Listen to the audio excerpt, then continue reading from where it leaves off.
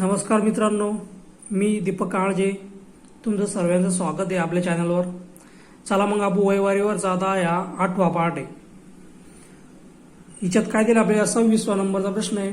वडील व मुलगा यांच्या आजच्या वयाचे गुणोत्तर आहे 5/2 आहे. हे आजच्या वयाचं गुणोत्तर आहे. त्यांच्या वयाचा गुणाकार या 1000 असल्यास आणखी 10 वर्षांनी वडिलांचे वय किती वर्ष होईल. म्हणजे आपल्याला आणखी 10 वर्षांनी वडिलांचं वय काढायचं आहे. आता हे आजच्या वयाचं गुणोत्तर आहे. आपण त्यांना 5x व 2x मानून घेऊ. तो काय म्हणतो, यांचा गुणाकार आहे 1000 आहे.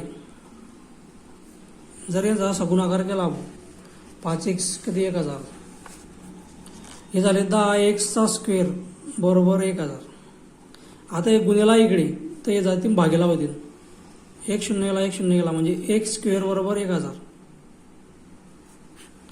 ह्या 100 कोणाचा स्क्वेअर आहे 10चा, म्हणून x बरोबर 10. आपण x बरोबर 10 म्हणजे याचं वय होईल 20, याचं होईल 50. तो काय म्हणतो, वडिलाचं 10 वर्षानंतर म्हणजे ह्या 50 हे वडिलाचं वय प्लस 10 म्हणजे 60 वर्ष येईल. म्हणजे आणखीन 10 वर्षांनी वडिलाचे वय किती वर्ष होईल तर 60 वर्ष होईल. चला मित्रांनो, 27वा नंबरचा क्वेश्चन बघू आपण. एका वर्गातील 40 विद्यार्थ्यांचे सरासरी वय 12.5 वर्ष आहे.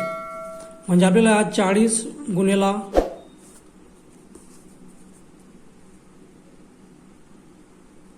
12.5चा गुणाकार करणार पडेल. प्लस तो काय म्हणतो, लागेच वर्ग शिक्षकाच्या सहित सर्वांचे सरासरी वय 13 वर्षे. म्हणजे वर्ग शिक्षक हे झाले 40 प्लस 41 वर्ग शिक्षक गुणेला 13, या दोघीचा गुणाकार करणार पडेल, तेव्हा आपलं उत्तर येईल. आता आपण 41 गुणेला 13 करून घेऊ. 13 1 13, अच्छाला 1 13 चौक 52 आणि 1 53 म्हणजे 533 आलं. तसंच 12.5 गुणेला 40 करून घेऊ. 4 5 20, अच्छाला 2, 4 2 8 आणि 2 10, अच्छाला 1 4 1 4 आणि 1 5 आणि ह्या 0. ह्या पॉईंट नंतर एक अंक आहे तर पॉईंट नंतर 1 0 द्यायचा, 1 पॉईंट द्यायचा म्हणजे 500. ह्या 533 मधून आपल्याला 500चा वजा करण्यासाठी 33 वय, म्हणजे जो वर्ग शिक्षकाचं वय आहे 33 वय आहे. आणखीन एक शॉर्टकट पद्धत आहे तुमच्यासाठी. सर्वात पहिले जेवढं 40 जणांचे सरासरी वय किती 12.5, हे 12.5 प्लस करून घ्यायचे. प्लस वर्ग शिक्षकाचे वय सरासरी 13 वर्ष झाले. म्हणजे प्रत्येक कितीनं वाढले रे, 5 वाढलं, 0.5 वाढली प्रत्येकाचं वय 41 जणांचं. मग मुलीला 41 करून घ्यायचं. 5 0 5 5 चौक 20, 2.20.5 मग ह्या 20.5 याच्यात प्लस करायचं. 1 अच्छाला 1 3 33 असं 33 येतं. चला मग पुढील उदाहरण बघू. 28व्या प्रश्नामध्ये काय दिलं आपल्याला, आई आणि मुलगी यांच्या वयाचे गुणोत्तर 3:1 आहे. 6 वर्षानंतर त्यांच्या वयाचे गुणोत्तर 7:3 होईल. तर त्यांचे आजचे वय किती. आता इथं आपण आई लिहून घेऊ. आई प्लस मुलगी, त्यांच्या आजच्या वयाचे 3:1 आहे. 6 वर्षानंतर त्यांच्या वयाचे गुणोत्तर 7:3 होईल. तर त्यांचे आजचे वय काढा. म्हणजे 3:1 आहे त्यांच्या आजच्या वयाचं गुणोत्तर आहे. म्हणजे आपण याला 3x मानून घेऊ, याला 1x मानून घेऊ. प्लस 6 वर्षानंतर म्हणजे याच्यात 6 ॲड करण्यामध्ये, याच्यात 6 ॲड करण्यामध्ये त्यांचं गुणोत्तर काय म्हणता येते 7:3 म्हणजे तिरकस गुणाकार करून घ्यायचा. चला मग करून घेऊ. ह्या 3x 9x अधिक 6 3 18 बरोबर 7x अधिक 7 7 7 42. हे 7 इकडे येतील तर मायनस होतील म्हणजे 2x बरोबर. हे 42 मधून 18 मायनस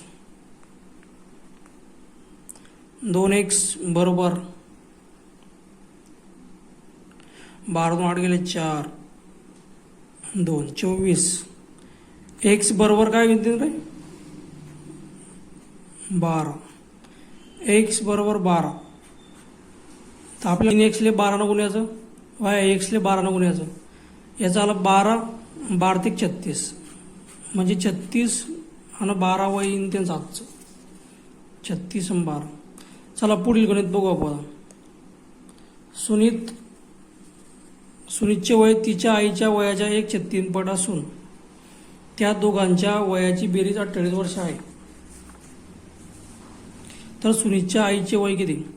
आता सुनीत आहे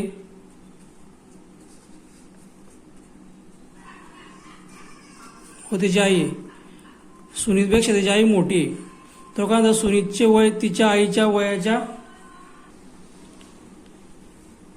1/3 पट आहे.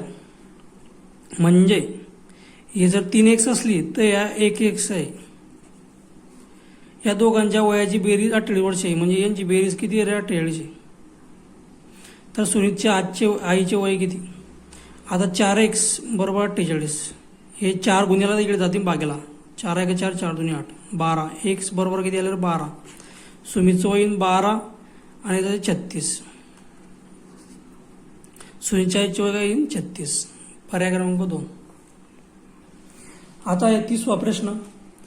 रीनाचे वय मयूरच्या वयाच्या दुप्पट आहे. रीना आहे व मयूर आहे. रीनाचे वय मयूरच्या वयाच्या दुप्पट आहे. म्हणजे जर मयूर एक्स असला तर हे 2x घ्यायचं. 3 वर्षापूर्वी ती मयूरच्या वयाच्या तिप्पट वयाची होती. तर रीनाचे आजचे वय किती. आता याच्यात कोण मोठा आहे रे. मयूर मोठा आहे का रीना मोठी. रीना मोठी आहे मयूर लहान आहे. हे ध्यान द्या. ते का 3 वर्षापूर्वी पूर्वी म्हणजे मायनस करणे पडते आपल्याला. मायनस हे झालं पूर्वीचं वय आलं. हे आजचं वय आलं यांचं 2x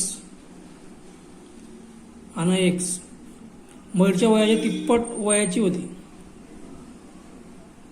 3 वर्षापूर्वी ती मयूरच्या वयाच्या तिप्पट वयाची होती. कोण रे रीना. तिप्पट होती म्हणजे हे जर बरोबरचं चिन्ह जर आणायचं असलं तर आपल्याला याला 3 गुणावं पडेल मयूरले. तर हे बरोबर येईल. म्हणजे 2x वजा 3 बरोबर 3 याला का गुंता व तिप्पट होती. कोण रीना. म्हणजे ऑलरेडी हे तिप्पट आहे. तर याला पण तिप्पट करण्यावेळी म्हणून याला 3 गुणावं. 3x 9 याला गुणाकार केला आपण 3. आता हे इकडे मायनस होतील. 3x हे इकडे प्लस हे इकडे जातील तर मायनस 2x मायनस 3 इकडे येतील तर प्लस 9 होतील. एक्स बरोबर मायनस 3 गेलं रे 9 अजून प्लस 6 म्हणजे एक्स बरोबर 6 आले. तर आपल्याला त्यांना काय सांगितले. तर रीनाचे आजचे वय. रीना कोण आहे इथं. रीनाचे आजचे वय काय रे 2x आहे. म्हणून 2 गुन्ह्याला हे आपण एक्स बरोबर 6 काढले. 6 2 12 वर्ष.